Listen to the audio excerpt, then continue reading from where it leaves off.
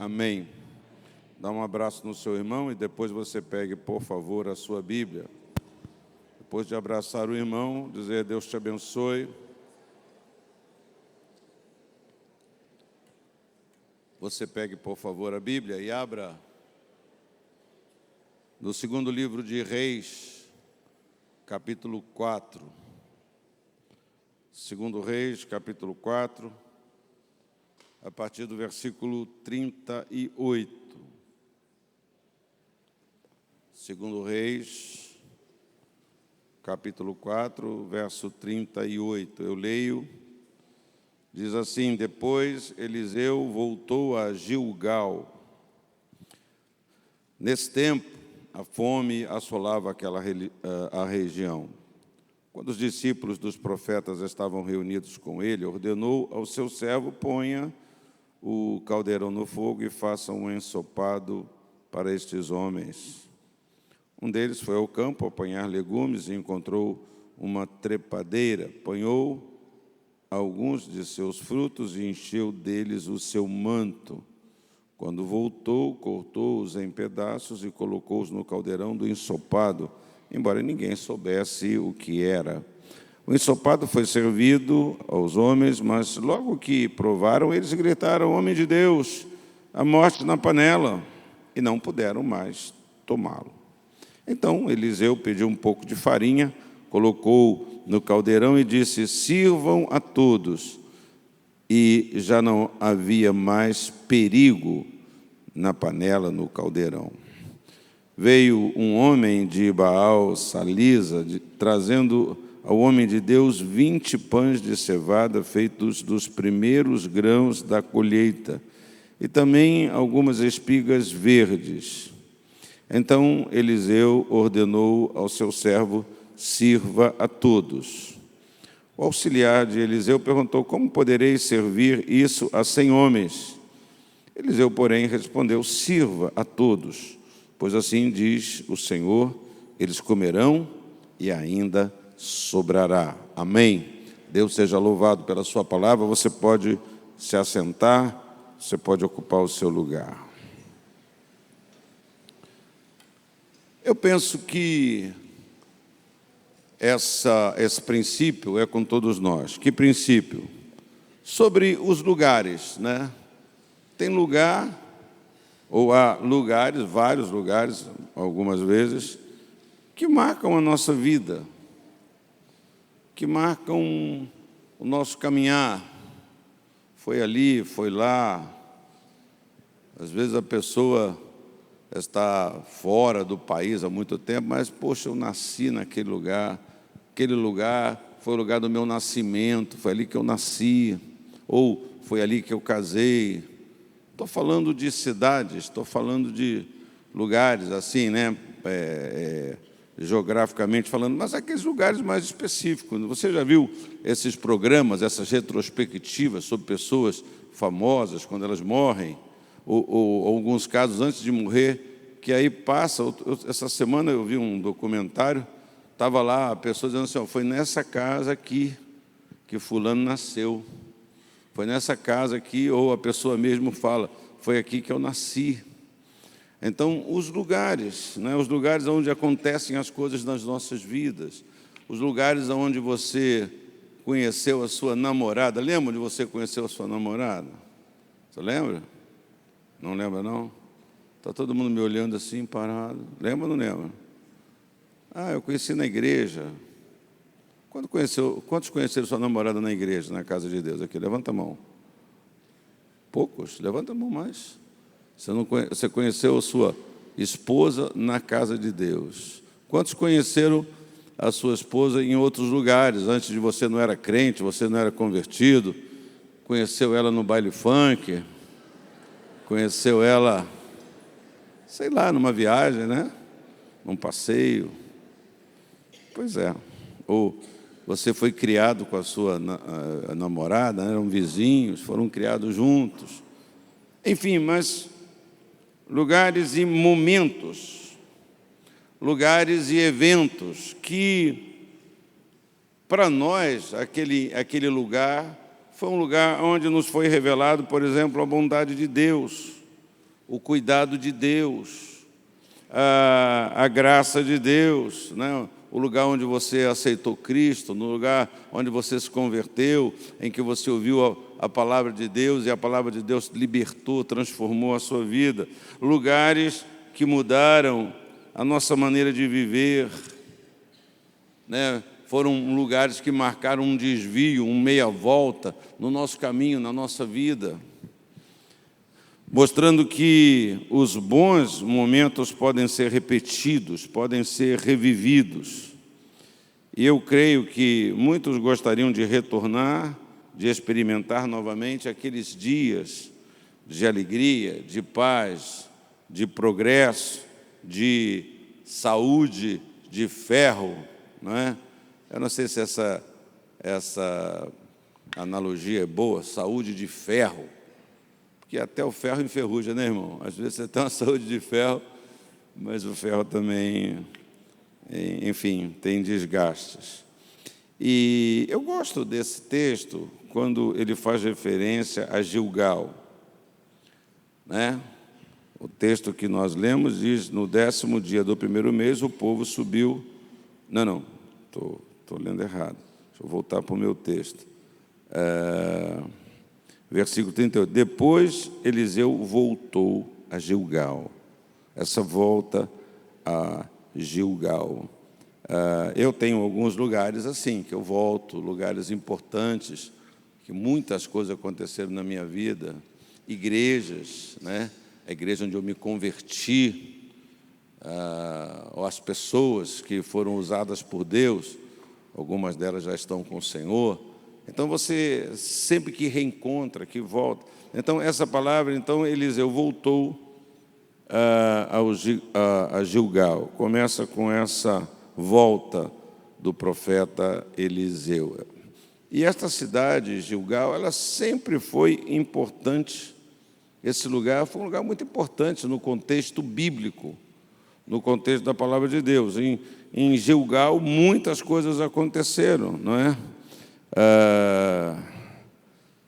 Quando o povo saiu, estava em caminho da terra prometida, indo, não é, com o evento lá de Jericó, diz que o povo se acampou nesse lugar chamado Gilgal, lá atrás. E em Gilgal, Josué ergueu as 12 pedras tiradas do Jordão. Foi ali, nesse lugar, quando ele tirou as 12 pedras, significando lá as tribos de Israel, e fez aquela aliança. Ele disse, no futuro, naquele momento ele disse, no futuro, quando os filhos perguntarem aos seus pais, que significam essas pedras? Expliquem a eles, aqui Israel atravessou o Jordão em terra seca. Gilgal significa o lugar onde as pedras são removidas. Dependendo do contexto, isso é muito complicado, isso é muito maravilhoso. Uma marca também pode ser um lugar de esforço, não é verdade? A gente usa, por exemplo, uma expressão para dificuldade da vida, dizendo que eu estou quebrando pedra. Como é que está? Já estou cansado de tanto quebrar pedra, significando dificuldades, significando esforço demasiado para conquistar alguma coisa, construir alguma coisa, estabelecer alguma coisa. Mas Gilgal significa o lugar onde as pedras são removidas. Os pactos com Deus foram realizados, um propósito com Deus foi estabelecido naquele lugar. É o lugar onde Deus visitou o seu povo, onde as guerras aconteceram. Em Gilgal, o primeiro rei de Israel foi empossado. O Saul, diz lá em 1 Samuel, essa informação, capítulo 14, então Samuel disse ao povo, venham, vamos a Gilgal, e reafirmaremos ali o reino. Assim todo o povo foi a Gilgal e proclamou Saul como rei na presença do Senhor. Vai vendo como que esse lugar vai ganhando um significado, né? Por aquilo que aconteceu ali, pelos eventos que aconteceram naquele lugar. O problema, às vezes, como aconteceu com o profeta, é quando nós temos que retornar para um lugar onde antes nós fomos abençoados, onde antes nós fomos fortalecidos, onde nos alegramos, onde celebramos muitas coisas boas, mas que no presente parece que está passando por um momento de crise, de dificuldade. Então o profeta Eliseu foi enviado por Deus para Gilgal, mas no momento esta cidade não oferecia nada de bom, apenas talvez uma lembrança para aqueles que viveram todas essas informações que eu estou relembrando com você nesta manhã. Mas não tinha nada de agradável em Gilgal. Por quê? Porque Gilgal estava passando por um tempo de fome. Eu penso que não sei quantas pessoas estão aqui nesse auditório, ou quantas pessoas estão nos ouvindo através da internet, que já passaram por fome. Passaram por fome. Você pode ter dificuldade de se alimentar por um período. Eu já tive um dia na minha vida escasso. Eu já passei por um dia que só fiz uma refeição, mas não passei fome. Nunca passei fome. Então, não sei se alguém aqui passou fome, porque quando a gente lê essas narrativas da Bíblia, fala que naquele lugar havia fome, a gente passa meio que batido. Pois é. Como se fosse uma coisa simples, simples de viver, simples de passar, como fosse uma coisa que não afetasse o espírito de ninguém, a emocionalidade de ninguém, o pensamento de ninguém. Parece que é assim. Por isso que, às vezes, o exemplo da Bíblia, ou a narrativa bíblica, nós temos que nos aplicar para poder alcançar o clima, a tensão, a dificuldade. Alguém que viveu em Gilgal todas essas experiências maravilosas, festa, celebração, ordenação de rei, volta ali. Tu acha que o pessoal está cantando o quê? Aleluia, estamos com fome. Não. Está todo mundo... Como diria um pastor muito famoso da igreja de Caxias, estava todo mundo macambúzio, estava todo mundo sorumbático, estava todo mundo deprê, não tinha celebração de nada, não tinha, o espírito não era um espírito dos melhores. Então diz o versículo 38, depois Eliseu voltou a Gilgal e nesse tempo a fome assolava a região. Possivelmente, a fome profetizada pelo próprio profeta Elias, não é? Que duraria 7 anos, já havia começado e atingindo aquela região. A pergunta óbvia é por que Deus levou o profeta para a cidade de Gilgal, num período em que esta cidade não oferecia nenhuma condição de vida. Nenhuma. Por que Deus enviou o seu profeta para lá, onde só haviam dificuldades, só havia crise? Porque Deus sabe que a forma mais prática e eficiente de se aprender algo é quando precisamos caminhar por um deserto. Deus sabe que a melhor maneira da gente aprender alguma coisa que realmente marque a nossa vida é quando temos que enfrentar uma fornalha de fogo. Nós ficamos muito preocupados com a fornalha de fogo, mas Deus não está preocupado com a fornalha de fogo. Deus está com os seus olhos na gente. A gente fica muito preocupado com o deserto, mas Deus não está ali preocupado com o deserto. Deus não está ali quebrando a cabeça, como nós podemos dizer, para resolver o seu problema. Deus está ali com os olhos em nós, no nosso coração, nas nossas palavras, nas nossas reações, dentro do propósito que Deus quer realizar nas nossas vidas. Por que Deus faz isso? Porque Ele sabe que é a forma melhor, mais prática, que funciona melhor. Então, no mosaico, no quadro, nos pequenos momentos da nossa vida, as peças muitas vezes não se encaixam muito bem. É preciso, então, paciência para encontrar a peça certa que vai compor a melhor figura, né? Você vai, não sei se você gosta de mosaico e gosta dessa atividade, né? Tem joguinhos de quebra-cabeça, de pecinhas de encaixe, nem sei como é que é o nome disso. Na verdade, é um treinamento para você saber onde deve colocar aquelas pecinhas. Tem os detalhes lá, não é verdade? E é preciso, então, muita paciência, paciência. É importante saber que quando reconhecemos a inevitabilidade da tribulação, das lutas, dos fracassos, a nossa fé aumenta. A nossa fé, ela cria, assim, um tipo de músculo, não é? Ela fica fortalecida, ela cria músculos mais resistentes, que suportam mais, que têm mais habilidade para caminhar, para ultrapassar. Então, veja como o apóstolo Pedro define esses momentos de tensão, esses momentos de dor, esses momentos de angústia. 1 Pedro 1, versículos 6 e 7. Nisso vocês exultam, ainda que agora, por um pouco de tempo, devam ser entristecidos por todo tipo de provação.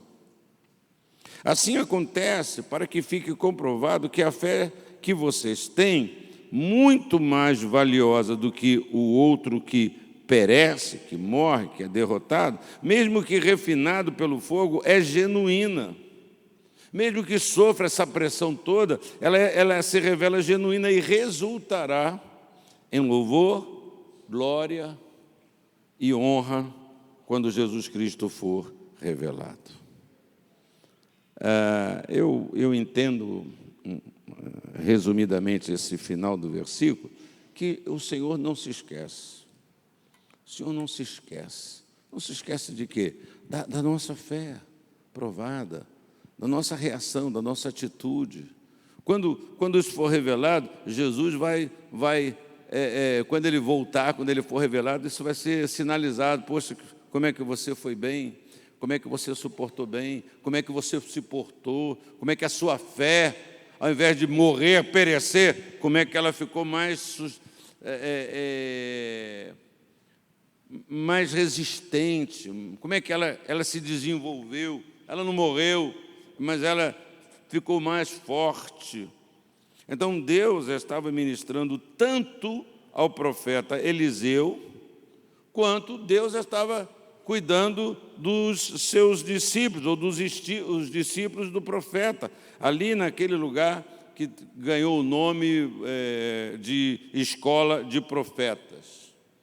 Com certeza não tinha uma placa lá, Escola de Profetas. Com certeza as pessoas se referenciavam, as pessoas que diziam: cadê fulano? Cadê teu filho? Está lá naquela Escola de Profetas, está lá na Escola de Profetas. A Escola de Profetas estava tendo uma aula num lugar ruim, num lugar inóspito. Não era um lugar acolhedor, não era um lugar confortável. Não, era um lugar complicado, né? Num lugar onde não haviam condições favoráveis para atender todo mundo. Condições favoráveis. Nós que cremos em Jesus, nós temos que ter um certo cuidado com essa palavra, com a visão disso, com o relacionamento com isso. Há lugares ou há situações que são condições favoráveis? Sim, sim. Há muitos lugares, há muitas situações, há muitos tempos na nossa vida que se revelam aquele tempo de condições muito favoráveis. E há outros que não são tão favoráveis assim. As condições não são boas, as condições são menores, as condições são mais. Eu brinco com a minha esposa, né, dizendo que vamos para tal lugar pregar o Evangelho. Tem shopping? Não, não tem shopping. Então, se tem shopping, parece que as condições são mais favoráveis para ela, pessoalmente. Claro que isso é uma brincadeira, não é? Mas há outras que não são. O problema, queridos irmãos, é quando nós discernimos essas coisas, que quando tem condição favorável é de Deus, e quando não tem condição favorável não é de Deus. Esse é o problema. Às vezes nós temos essa coisa de discernir mal. Não é possível. Não é possível que Deus vai me mandar para Gilgal. Não é possível que Deus quer. Eu sou o profeta Eliseu? Não, o que é isso? Aqui não tem condição. Você já percebeu quantas vezes nós falamos isso sobre a nossa vida? Não tem condição. Nessa situação não tem condição. Nessa situação não tem condição. Nessa situação não tem condição. Essas coisas, essas portas fechadas, não tem condição. Eu já contei para você que eu disse para um pastor, amigo meu, numa situação dessa, assim, de sair da igreja daqui para lá, não, porque o diabo não vai me tirar daqui. Mas como? Claro que não. A questão não é essa. E aí eu disse para ele assim, claro que não, que o diabo vai tirar a igreja daqui. Mas Deus pode tirar a igreja daqui. O diabo não pode, mas Deus pode. Então, às vezes, esses são os problemas que nós temos na nossa caminhada, né? A gente tem essa dificuldade. Gilgal era maravilhoso, foi muito bom, agora não presta mais, agora Deus não vai poder fazer mais nada na minha vida lá. Eu quero estar cada vez mais longe de Gilgal. E, às vezes, a solução, o milagre, a provisão, a bênção está exatamente ali. Ao contrário das aparências, porque as aparências não percebemos como condições favoráveis para atender, para suprir. No entanto, foi exatamente para esse lugar que Deus enviou o seu profeta. Portanto, não estranhe o lugar onde você está vivendo, seja ele um lugar geográfico, seja ele um lugar existencial. Hoje a minha vida, a minha família, o meu ambiente de trabalho, eu estou vivendo a pior situação. Eu estou nessa empresa há quanto tempo? Lá eu comprei a minha casinha, lá eu comprei meu carro, lá eu estabeleci minha família, mas agora não tem mais jeito, não tem a menor expectativa.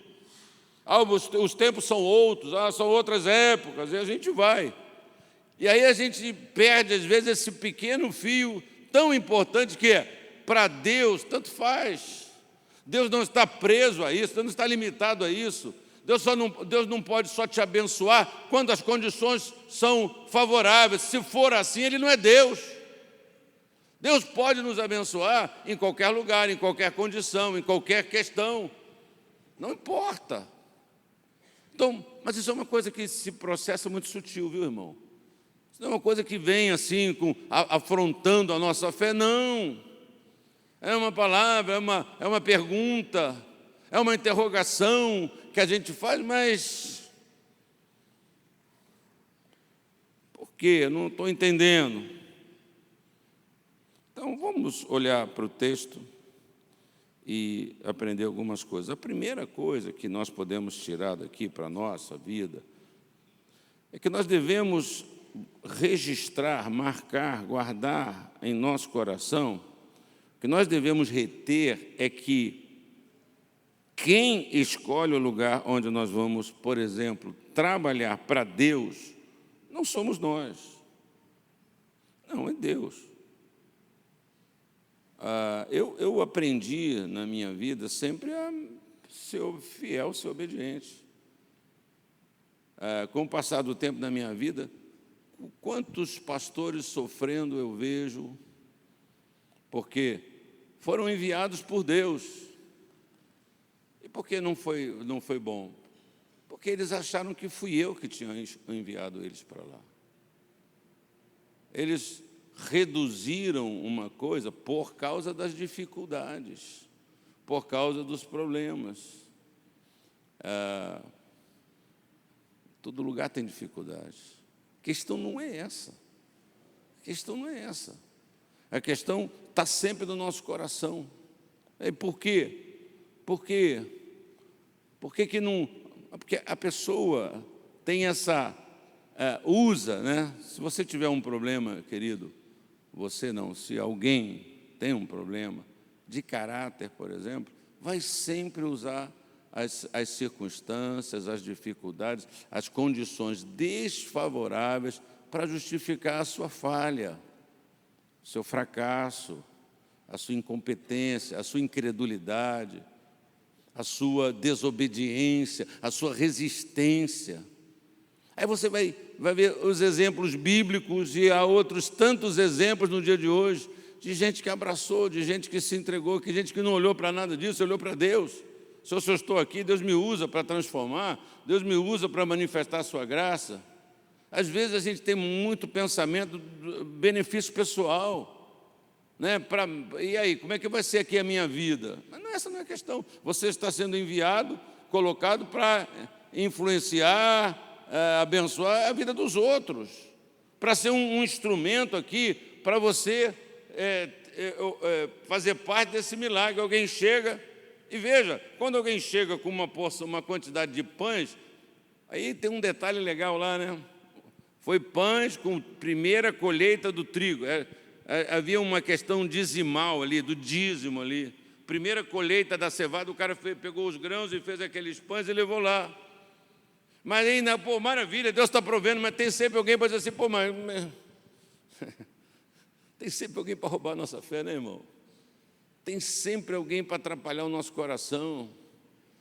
Mas não dá para alimentar 100 homens. Não dá para alimentar 100 homens. Parece que às vezes a gente tem que ter cuidado. Tenha cuidado com esse negócio no seu coração, irmão. Tenha cuidado com isso. Deus dá uma coisa para você, Deus coloca uma coisa na sua mão. Não dá. Não dá, assim não vai dar. Como que não vai dar? Por que não vai dar? Não vai dar se você não agir. Não vai dar se você não pegar aquele pão, dar a graça de distribuir. Aí não vai acontecer nada.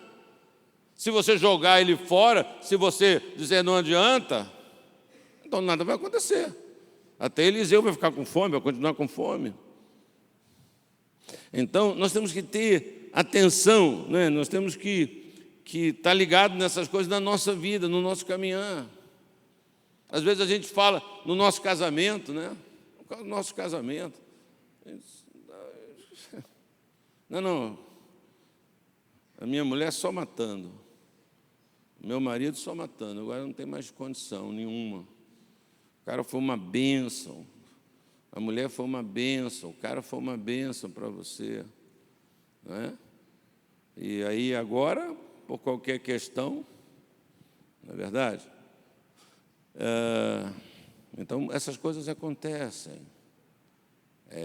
A gente, às vezes, não tem um entendimento dessas coisas, e Deus é aquele que proveu. Então, aí já às vezes é uma questão mais de maturidade, espiritualmente falando, né? Para poder lidar, agir corretamente. Tem coisas que você agir corretamente é você aceitar, é você abraçar a dificuldade. Estou falando de casamento, né? Se você não sabe, eu não sei quanto tempo você tem de casado, mas se você não sabe ainda hoje, apesar do tempo que você tem de casado, você não vai mudar essa pessoa mais. Aliás, você nunca conseguiu mudar essa pessoa. Eu já disse isso aqui, a gente consegue no casamento influenciar a outra pessoa. Influenciar. Mas não consegue mudar. Então, e agora? Como é que vai fazer? Agora eu vou viver amargurado. Não. Agora eu vou fazer o quê? Então você tem que ter maturidade, você tem que ter caráter, você tem que ter uma soma de coisas para lidar acertadamente. Acertadamente. Pense, você que precisa mais da sua mulher ou a sua mulher precisa mais de você? Pense nisso. Hoje, eu estou falando hoje, nesse tempo de hoje. Eu também podia falar no tempo de ontem. Eu também posso falar no tempo de amanhã. Você, homem, quem é homem, diga amém. Amém. Graças a Deus eu sou homem. Não tive que dar luz. Nunca menstruei na minha vida. Louvado e exaltado seja o poderoso, soberano. Não sei cozinhar. Eu te contei que a minha mulher chegou para mim e falou um negócio para mim. Miguel, quando você se aposentar, por que você não faz? Por que você não faz um curso de gastronomia? Que conversa é essa, mulher? Eu? Por que não? Para que eu vou fazer um curso de gastronomia? Para cozinhar para você? Você gostaria que eu fizesse um curso de gastronomia e fizesse um almoço para você? Eu vou fazer para ela, mas ela não precisa. Ela não precisa que eu faça cozinho para ela. Essa mulher é cheia de malandragem, né? As mulheres são espertas. Falei, não, eu logo objetei, não, eu não quero fazer isso, não. Eu já sei fritar ovo, já sei fazer umas coisas que dá para sobreviver, não é verdade? Conheci uma irmã aqui da igreja que está fazendo uma comidinha congelada, massa. Nossa, Deus! Quase eu fui batizar no Espírito Santo de novo, comendo a comida que a irmã fez. Por que eu vou cozinhar? Por que eu vou aprender? Não, mas é bom para você ocupar a sua mente. Eu vou ocupar minha mente com outras coisas. Essa é a vontade dela. Então, queridos, nós temos que entender que eu penso assim, a minha mulher precisa muito mais de mim. Eu não estou dizendo que eu não preciso dela. Não estou dizendo isso. É bom que você me entenda. Sei que tem uns irmãos aqui que já estão com um olhar de peixe morto. Estão olhando para mim. Fala esse assunto, né, de mulher, de marido. Sei lá, quer dormir. Ué, ele falou, eu não escutei. Tu não escutou que o bicho falou? Não, não escutei, estava dormindo. Que desculpa boa. Então, eu acho assim que você, da sua perspectiva, pode ser que eu precise muito mais dela do que ela de mim, mas eu tenho que ter um senso que nas suas fraquezas, na sua dificuldade, ela vai precisar mais de mim. Não é que ela vai precisar só de mim, ela depende de mim, depende de você. Para quê? Depende para você, para ajudar, para ter paciência, para perdoar. Você tem que ter uma disposição já prévia disso. E a esposa também. Você, mulher, você tem que pensar nesses termos, que o seu marido precisa muito de você, mais de você. Não é que você vai ser mãe dele, você é a esposa dele, a esposa dela, mas você deve ter essa, porque esse é um princípio tão importante. Não, meu marido não está me atendendo, não está me dando condições, meu marido não tem. Sempre que alguém vem falar isso comigo, se você quiser conversar com isso, eu estou à sua disposição.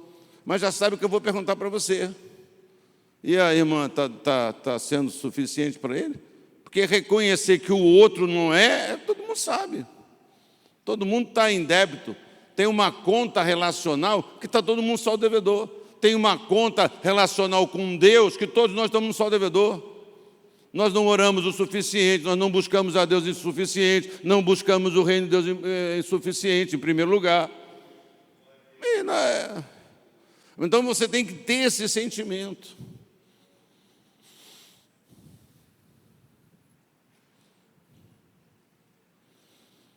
Pensando sobre obra de Deus, sobre igreja, seria mais confortável ter uma igreja em que as condições fossem sempre favoráveis, ou mais favoráveis. A gente fala muito disso, né? Todo mundo fala. Irmãos, pastores, a situação não está muito boa para isso, as condições não são muito favoráveis para isso. É uma realidade, por um lado, mas eu não posso ficar só com essa constatação.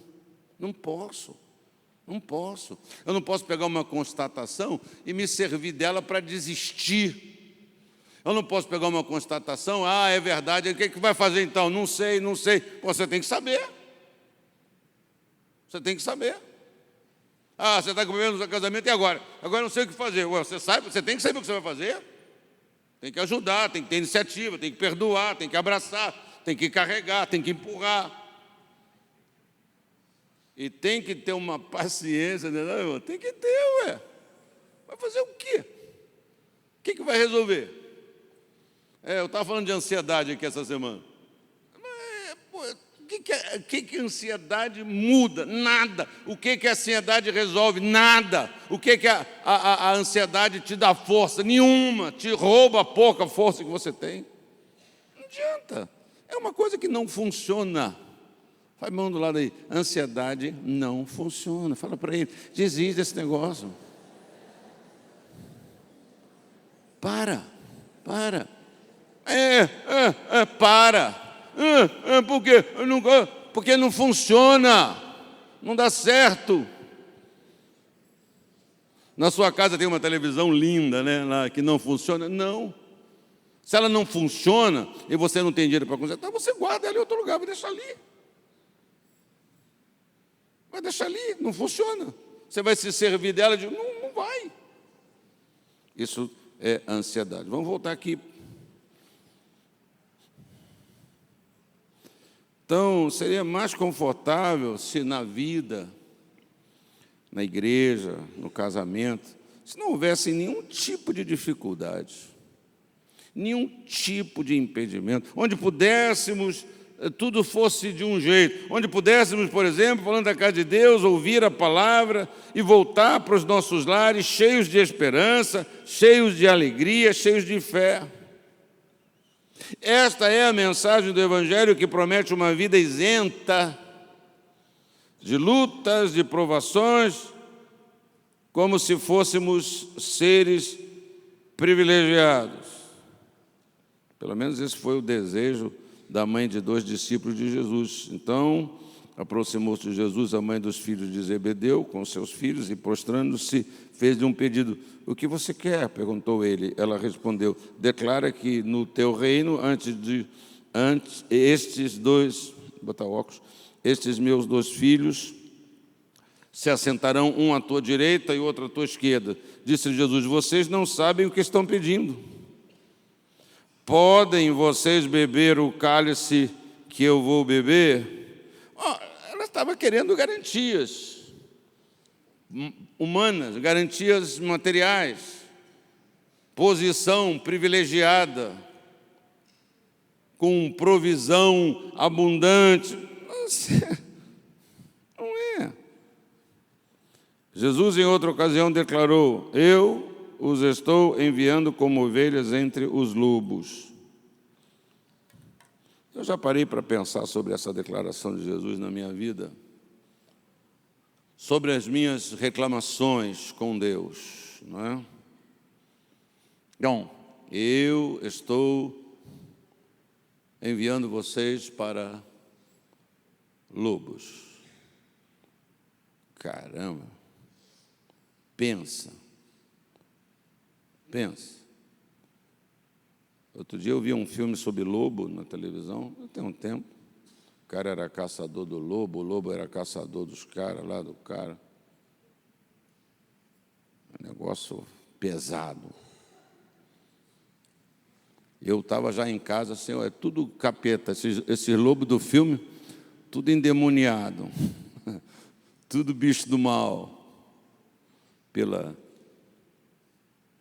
raiva dele, ódio dele, e prevaleceu. No final, eles mataram esse cara lá, no filme.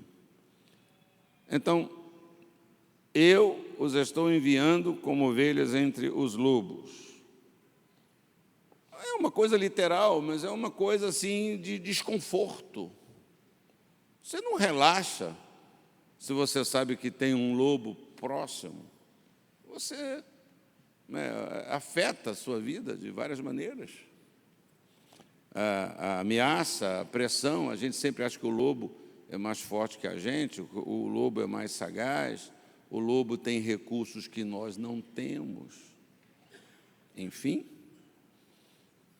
a tendência humana é de procurar um lugar que atenda às suas necessidades e que não exija muito esforço. Talvez por esta razão, Jonas não deu valor à ordem de Deus, pense nisso. Vá depressa para Nínive e pregue contra ela, porque a sua maldade subiu até a minha presença, mas Jonas fugiu da presença do Senhor, dirigindo-se para Tarsis. Ouça, meu querido, eu sei que essa é uma palavra que não dá ibope. Eu sei que essa é uma palavra que talvez você... Espero que não, mas talvez você se possa. Não vou lá na Nova Vida, não, porque o bispo está muito deprê. Eu não estou deprê. Dia 31 de dezembro, você vem no culto da virada. Eu não estou deprê. Estou animado. Não espere facilidades do lado de fora. Não espere facilidades lá fora. Não espere. Alguém falou comigo uma vez, reclamando de uma situação no seu casamento, seu marido. Eu falei assim: querida, a irmã está cometendo um erro simples demais. A irmã está esperando água boa e doce de uma bica que só dá água salgada. Você está cobrando, esperando o seu marido como se ele fosse crente. Ele não é crente, ele não conhece a Deus, não teme a Deus. Uma árvore ruim não pode dar. Uma árvore não pode dar um bom fruto. Então, às vezes a gente fica com uma expectativa, porque eu falo, não, o meu problema não é esse, pastor, o bispo, o meu problema é dentro da igreja, é o irmão que vai babar. A gente sempre tem história para contar. Mas você quer que eu diga o que para você? Né? O que a gente vai fazer com a Bíblia? Não é verdade? Eu sei que é complicadíssimo, complicadíssimo, a gente perceber que o irmão queridão é joio, não nutre nada, não tem nutrição do trigo, né? É só decora, só atrapalha um pouco, só sufoca um pouco. Mas a gente tem que saber entender essas coisas.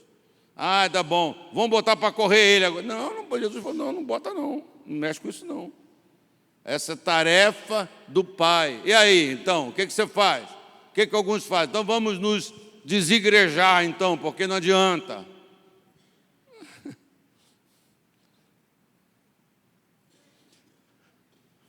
Não espere facilidades do lado de fora.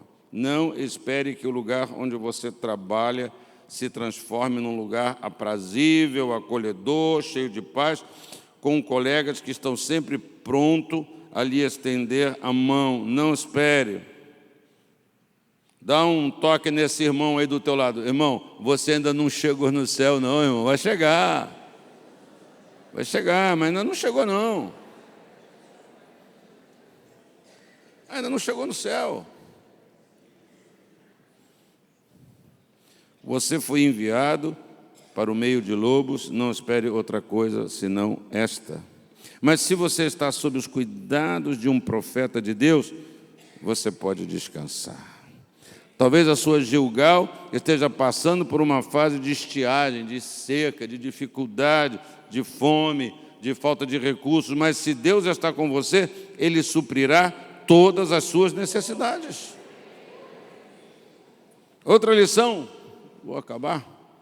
Outra lição preciosa deste texto é que precisamos de uma maior atenção, maior cuidado, quando a gente atravessa um momento de crise. Momento de crise não é um momento para você atravessar, não, é que eu tenho fé, aleluia, eu creio. Não é esse momento, não. Eu tenho fé. A pergunta é, será que aquele rapaz, aquele aluno, aquele irmão, ele tinha fé? Será que ele foi lá pegar e qualquer coisa serviu pela fé? Pela fé, não foi cuidadoso, porque crê. E eu acho que quando a gente crê, é o contrário. Crer não nubla a mente, não emburrece a nossa cabeça, nos torna míopes espirituais, não rouba. A fé não rouba discernimento. A fé não rouba um entendimento. E ele estava lá, animado pela presença do profeta, não sei. Pela palavra, não sei. Mas ele saiu para pegar e pegou qualquer coisa. Não estranhou, não olhou bem. Pegou um frutinho lá, encheu lá levantou aqui seu vestido e encheu aquilo ali, como fazem algumas pessoas que plantam, botou ali algumas folhas, não sei. Mas ele não foi atencioso. Ele não parou para pensar, mas eu já comi isso, não comi, primeira vez que eu estou vendo isso, dá uma provinha, ver se é bom, se não era, não sei. Mas eu posso aprender aqui, ele não era crente, ele era o diabo. Não, faltou para ele atenção, mais cuidado, porque estava se atravessando um momento de dificuldade. Versículo 38 até o versículo 40. Quando os discípulos dos profetas estavam reunidos, ele ordenou ao seu servo: ponha o caldeirão no fogo e faça um ensopado para estes homens. O ensopado foi servido, embora ninguém soubesse o que era. Ninguém, não foi só o rapaz que pegou, olhou, né? Você não tem isso? Você não tem isso não quando você vai comer? Eu tenho. Às vezes eu vou comer em algum lugar, algum restaurante, e eu, como já sou burro velho, eu sei distinguir algumas coisas. Por exemplo, eu sei distinguir carne. Por exemplo, eu gosto muito de peito, de vaca ou de boi. Gosto de carne, gosto de peito. Peitinho com batata, tal. Com aipim também fica bom. Eu gosto. Eu também gosto de picanha. Você gosta de picanha? Você sabe quando o cara que te serve picanha não é picanha? Tem isso com você? Tem muito lugar aí que a picanha é um contrafilé cortado com aquela gordurinha de um jeito, que se tu olhar só para a gordurinha, não é picanha, é só o corte. Então, sabor, né? Eu vivo perguntando para minha mulher que gosta de comer serragem de madeira, ela come cada bagulho, esses negócios de natureba, salada de não sei o que lá, parece até que os bichinhos estão andando. Mas que desgraça você está comendo, não é? Então eu fico olhando. Não, prova que é bom, não quero não, eu não quero não. Pode ser bom para você, para mim não é bom. Então, a gente geralmente, não é verdade? Geralmente, quando você vai comer, você observa. Você observa? Você vai no quilo, tu gosta de ir no quilo? Restaurante aquele monte de prato. De vez em quando eu vou eu gosto de restaurante aquilo, porque o prático. E quando eu pego o prato, embaixo, só com a mão, falo, poxa, cara, esse prato não está lavado direito, né? Olha em cima. Né? A aparência, o cheiro. Tu cheira a carne? É bom cheirar a comida. Tu gosta de cheirar, não? Tá, já começa a comer cheirando, entendeu? Rapaz. Por exemplo, eu já começo a comer feijão, quando tem feijão na minha casa, que sempre tem, faz feijão, tá? Esse feijão tá bom, pelo cheiro. Então ninguém olha nada. Fome, dificuldade de conseguir qualquer coisa. Outro um contexto está vivendo, dificuldade de pegar uma bertalinha, dificuldade de ter um tomatinho, dificuldade na seca, não dá nada, produz. Aí o cara acha uma trepadeira maravilhosa, linda, bonita, que benção, aleluia. Será que alguém orou? Será que o que pegou orou? Será que o que fez, cozinhou, orou? Eu repreendo todo mal. Eu de vez em quando eu brinco aqui na cantina, com as irmãs da cantina.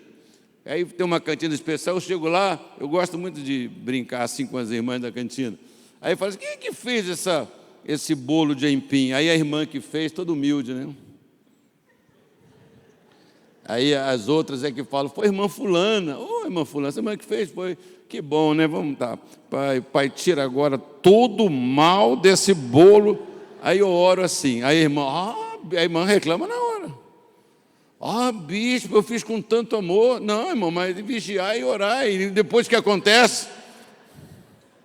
É claro que é uma brincadeira com a irmã, uma provocaçãozinha, tal. Mas há certos princípios, há certas verdades, certos cuidados que a gente deve ter, né? Você que gosta do Bactéria, tu vai lá e come tudo, não olha nada. Então, o ensopado foi servido e deu no que deu. E aí o profeta deu uma ordem sobrenatural.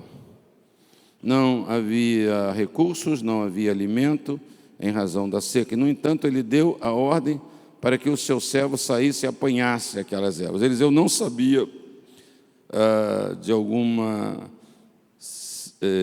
da existência de alguma erva comestível. Ele simplesmente exerceu o dom profético, ordenando que o servo saísse e colhesse algo para alimentar o grupo. Então, um elemento aqui que faz toda a diferença entre o trabalho bem feito e um trabalho que não produz resultados positivos. Esse elemento chama-se distração. Você sabe que a diferença está na distração.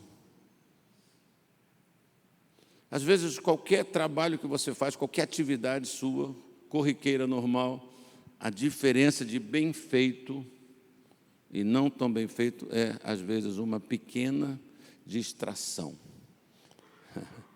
Eu recebi um vídeo, eu não sei se eu fiquei ofendido, mas eu ri demais. Um programa do Nordeste, um programa de rádio do Nordeste, falando sobre velho.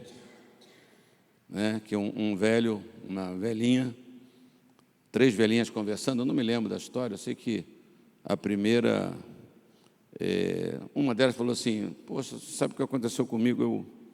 Eu botei o pijama, estava de pé da cama, mas chegou na hora, eu não sabia se era para eu deitar ou se já era para eu levantar. Eu fiquei confusa, se era para deitar ou se era para levantar. Aí a outra também contou lá uma história que fez não sei o quê. Aí a terceira falou assim, poxa, vocês estão muito mal, pô, vocês estão mal para caramba. Pô, Deus me livre. Aí, quando ela fez assim, ela falou assim, atende lá a porta, vê quem está batendo na porta. Às vezes a gente está muito distraído, né? Uma pequena distração. Não, mas no caso é velhice, sim. Mas às vezes a gente... Você já não confundiu alguma coisa? Sabe uma coisa que eu faço demais? Eu acho que a minha televisão é boa demais da minha casa. Porque eu estou sentado na sala lá, a televisão está ligada, aí toco o telefone lá na televisão, eu acho que é lá em casa. Já aconteceu com você isso? Já aconteceu com você, Paulinho? Você que está velhinho, né? A idade pega. Aí a Cátia fala assim, é a televisão, rapaz. Eu fico na bronca, você vê, quando acontecem essas coisas comigo. Mas acontece. Uma distração. A minha sorte é que eu falo para a Cátia atender. Se eu levanto, eu vou ficar com muita raiva. Se eu levanto... Alô, já pensou que desgraça isso? Uma distração. Por isso que a Bíblia fala para a gente estar ligado, a gente vigiar, a gente ter atenção, a gente não fazer, por exemplo, obra de Deus relaxadamente, oba-oba. Isso não funciona. Vai ficar a diferença do excelente. Porque essas coisas dão trabalho, custa tempo, sabia? Custa tempo. Custa tempo.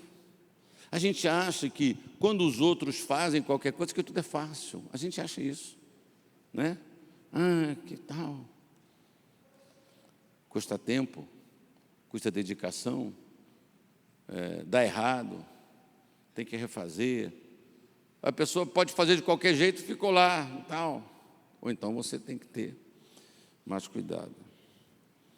Rapidinho, eu vou terminar. Foi feita uma pesquisa entre 5.000 funcionários, incluindo gestores e profissionais de RH, sobre o tempo que se perde no dia de um profissional.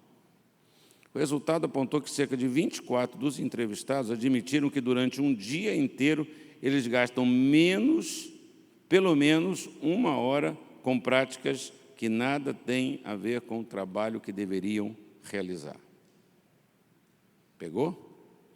E a pesquisa mostrou que o vilão da produtividade estava no celular. E a pesquisa apontou uma lista de 10 coisas que fazem o funcionário perder tempo. Primeiro, celular, 50% com mensagens de texto. Fofoca, 42% do tempo. Internet, 39%. Mídias sociais, 38%. Do tempo que perde, da hora que perde. Conversas entre colegas, 24%. Reuniões, 23%. E-mails, 23%. Interrupções de outros colegas, 23%. Colegas que falam no viva voz, 10%. O que tem isto a ver com o veneno na panela de sopa dos discípulos? E Geazi, discípulo de Eliseu, foi o encarregado de apanhar legumes e frutos para fazer o ensopado. Ele não teve o cuidado de escolher as ervas que eram comestíveis. Saiu apanhando o que estava na sua frente e logo lançou tudo na panela. Então, o resultado foi que, quando os discípulos começaram a comer, perceberam que algo estava errado. Por que Geazi não experimentou antes, o que é natural para quem cozinha? Ou não é, né? Você experimenta a comida que você faz? Tem uma menina lá em casa, ela já é avó, que às vezes ela não experimenta, né? E eu, como sou comedor ultra, mega moderado de sal, então, para mim, quando o sal está normal, para mim está muito salgado. Sal normal. Então, pode estar salgado isso. Ô, Jô, está muito salgado. Você experimentou? Não experimentei.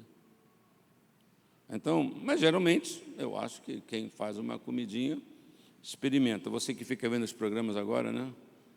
Cá entre nós, hein? Eu não aguento mais programa de cozinha, já viu? É para tudo quanto é lado. Tudo que é canal. Paga, canal normal. É tudo. Tu gosta? Não, não levanta a mão, não. Pô, eu acho tão... A minha mulher gosta. Pior é gostar de ver a reprise. Eu sei que vão falar que os programas que eu gosto também eu vejo as reprises, não é verdade? Mas vamos terminar. Por que ele preparou uma comida assim antes de experimentá-la? A verdade é que ele era um discípulo que não prestava muito atenção naquilo que lhe era falado, aquilo que não era dito. A distração no contexto espiritual continua ainda envenenando muitas pessoas. Muitos estão sendo intoxicados com comidas que não foram bem preparadas. E lembre-se de que até mesmo um discípulo pode preparar uma comida contaminada. Ele não era um falso discípulo, ele era um discípulo do profeta. Então, até um discípulo, por causa da distração, não por causa de uma maldade, não por causa do interesse de prejudicar, também pode preparar uma comida contaminada. Então, não deixe que a distração facilite a entrada de pensamentos, de ações, de práticas que podem envenenar a sua vida espiritual. Pense, você conhece pessoas que foram envenenadas. Você conhece pessoas que se afastaram do caminho de Deus, envenenadas por um pensamento, por uma ação, por práticas que envenenam a vida espiritual. Pois a pessoa distraída não prejudica apenas a si mesma, mas acaba afetando a vida de outras pessoas. Por isso que a gente tem que ter cuidado com isso.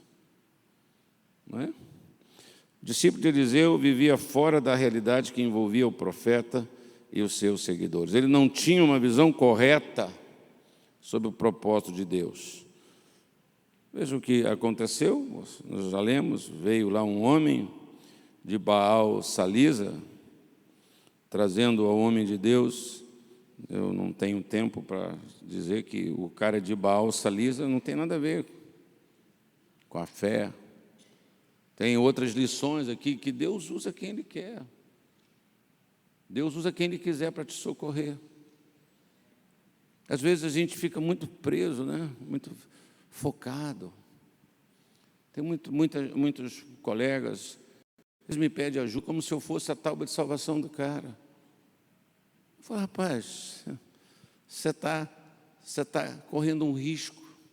Deus pode querer mandar para você através de alguém de Baal Salisa. Não que você vai lá bater na porta dele. Não é isso. O profeta não falou assim, deixa eu ver quem pode ajudar. Não. O profeta não foi lá, já que aqui no povo está todo mundo duro, ninguém quer me ajudar, então deixa eu ir lá no vizinho, deixa eu ir lá no território inimigo. Não. Deixa eu ir lá me humilhar. Não. Ele estava ali com problema. Estava ali orando. E aí veio um homem. Por que veio? Você sabe? Por que veio? Como que veio? O que ele sabia? Alguém passou um zap para ele, toma aqui na bagaça, aqui está tudo envenenado. Não sabia. Trazendo ao homem de Deus 20 pães de cevada, feitos dos primeiros grãos da colheita, sirva a todos. E o auxiliar de Eliseu perguntou: como poderei servir isso a 100 homens? Sirva a todos, pois assim diz o Senhor, comerão, sobrará. Então ele serviu a todos, conforme a palavra do Senhor, e eles comeram e ainda sobrou. Então o primeiro milagre já não estava mais na mente, no coração de Geazi. Pega a farinha, joga na panela. Interessante isso.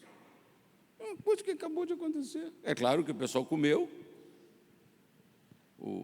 mas a fome, né? Então, você não se identifica com isso? A gente acaba de receber, às vezes, um milagre de Deus, uma provisão de Deus, e a gente está logo em seguida custando acreditar, demorado para acreditar, fraco na nossa fé. Ele estava sempre olhando para as impossibilidades e não para o que o seu líder, o seu profeta falava. A distração de Geazi anestesiou a sua mente. Firme os seus pensamentos em Deus e jamais faltará recursos para você enfrentar a sua Gilgal. Firme os seus pensamentos em Deus e jamais faltará recursos para você enfrentar a sua Gilgal. Ainda tem gente que acha que eu devo fazer, que o bispo tem que fazer, o bispo tem que me dar, o bispo... E aí? Não é de se surpreender porque passam dificuldades e apertos, não é? Porque a nossa confiança é de um jeito. Então, a cidade que antes não tinha nada a oferecer, agora estava alimentando os 100 discípulos do profeta com pão de cevada e espiga verde. Lembre-se, não importa o lugar onde você está vivendo, a sua Gilgal pode estar passando por um momento de seca, de dificuldade, de restrição, mas quem está no controle continua sendo o Deus que colocou você onde você está. Se é que você tem obedecido a Ele, porque se você está no lugar que não é para você estar, nem culpe Deus. Se Deus fala para você, vai para a direita e você foi para a esquerda, qual é a solução para você? É voltar. Não foi o conselho para a igreja? Lembra-te de onde você quer, volta lá onde você errou, arrepende-te e acerta agora. Não é você dar uma de preguiçoso, porque eu tenho que voltar muito. Então é melhor, dá um jeito aqui, arruma aqui, quebra o galho aqui. Eu já lembrei para você, já falei para você, daquela palavra de Deus não se zomba. Aquilo que você semear, você vai colher. De Deus não se zomba, tem que ter cuidado com isso. Então, tá bom, Senhor, volta, conserta, arrepende-te. Essa é a solução. Porque Deus, Ele pode fazer um novo pacto com você. Ele pode mudar radicalmente a sua situação. É nesse lugar, é nessa Gilgal, onde as coisas começaram de uma maneira, onde a aliança foi feita para entrar naquela terra, que Deus pode operar milagre na sua vida. Amém, irmãos? Vamos orar? Curva a sua cabeça. Pare para pensar um pouco nesta palavra. Seja sensível aonde Deus está aplicando esta palavra no seu coração. Qual é a área da sua vida que Deus está falando para você nessa manhã, dizendo: está vendo, filho? É isso. Está vendo, filha, essa sua dúvida? É isso. É isso. Você precisa crer, você precisa olhar para mim. Você precisa deixar de olhar para as pessoas. Porque as pessoas, elas têm prazo, as pessoas passam. Por que você vai deixar para confiar em mim depois que tudo que eu dei para você de bom, para ajudar, para socorrer, para ser canal da minha mão, mas eu uso quem eu quero. Deus pode usar quem Ele quiser. Deus pode usar até alguém de Baal, alguém que é da terra do inimigo, soberanamente para trazer o pão de cevada. Senhor, o Senhor sabe, o Senhor conhece o nosso coração, o nosso sentimento. Fala conosco, Pai, ajuda-nos, Senhor. Traduz esse recado, que o Teu Espírito Santo seja aquele que aplica, interpreta, não o meu conhecimento bíblico, que eu não tenha a ousadia de pegar a Tua palavra e ajeitar ela para o que eu quero, está vendo? Dar uma interpretação para ela, não exatamente aquilo que o Senhor está falando ao nosso coração. Seja o Teu Espírito Santo a guiar, a iluminar, a aplicar, a curar, a restaurar, a animar, a encorajar. Que seja a Tua palavra sempre a resposta para nós, a resposta para a nossa vida, a resposta para o nosso coração. Eu oro pelos meus irmãos. Eu peço a Tua graça para todos nós. Eu peço que o Senhor nos ajude e nos sustente a ser e a fazer sempre a Tua vontade. A olhar sempre para o autor e consumador da fé e não olhar só para essa questão das situações favoráveis ou desfavoráveis. Porque quando fazemos isso, negamos que Tu és o Deus Todo-Poderoso.